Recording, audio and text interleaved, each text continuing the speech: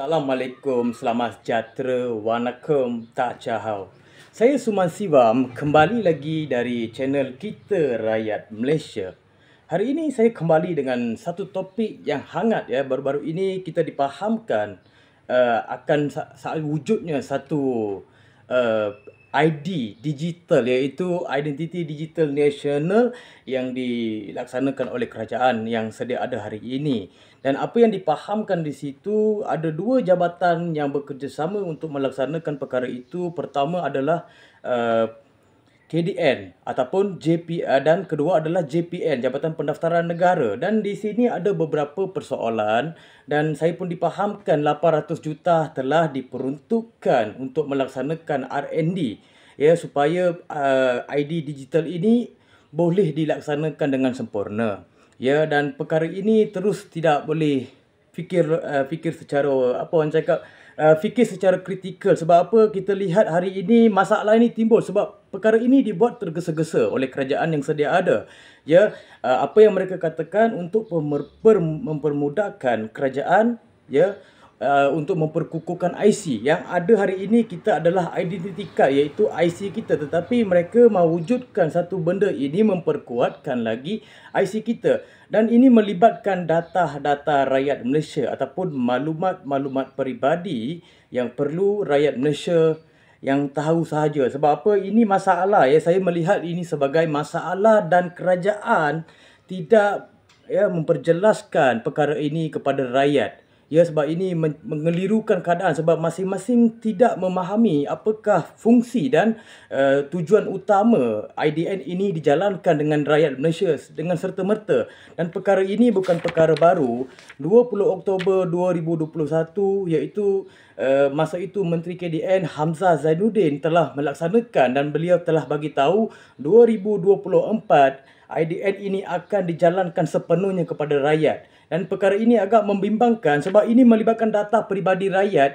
Jika ada kegagalan ataupun kesilapan daripada maklumat ini bocor, siapa yang perlu bertanggungjawab? Sebab ini melibatkan kerajaan dengan rakyat. Sebab ini sudah memaksa-maksa sudah.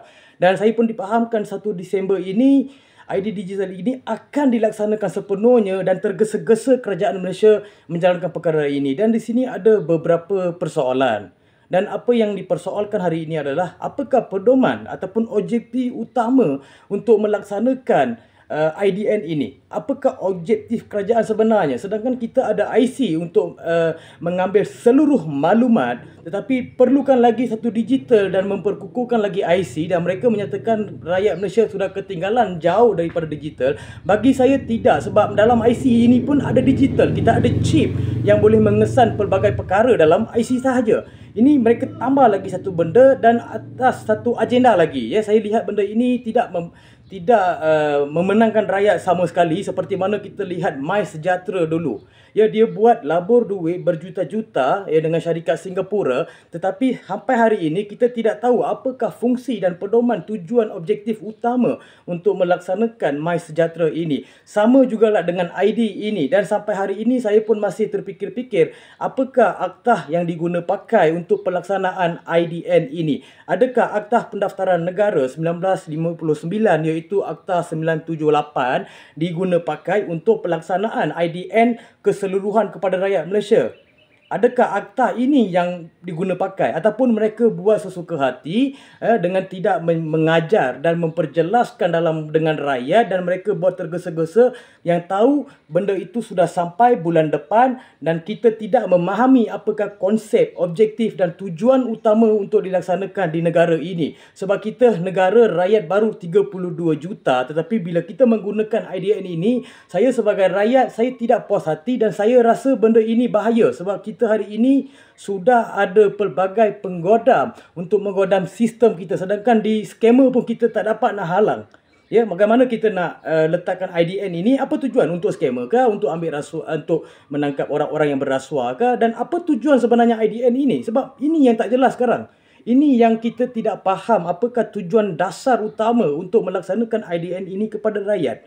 Ya, ini kita perlu lihat secara teliti dan secara kritikal untuk melaksanakan. Sebab saya lihat benda ini macam tergesa-gesa, kalang kabut. macam ada desakan daripada pihak lain untuk melaksanakan. Daripada 2021 perkara ini dibincangkan, tetapi hari ini tiba-tiba dihulurkan bantuan peruntukan sebanyak 80 juta dan dilaksanakan serta-merta pada bulan depan. Ini menjadikan rakyat Malaysia bertanya-tanya dan perkara ini menjadi tanda soal kepada kita. Ya, kita perlu ambil serius supaya kita tidak dikawal lagi, sebab identiti digital ini membimbangkan keadaan lagi. Tidak membantu kita sama sekali, sebab saya di sini tidak faham konsep tujuan dia dan apakah akta yang diguna pakai dan apakah peranan kerajaan untuk memperjelaskan dan memahamkan pada rakyat. Ya, ini yang penting. Sekian, terima kasih. Assalamualaikum warahmatullahi wabarakatuh.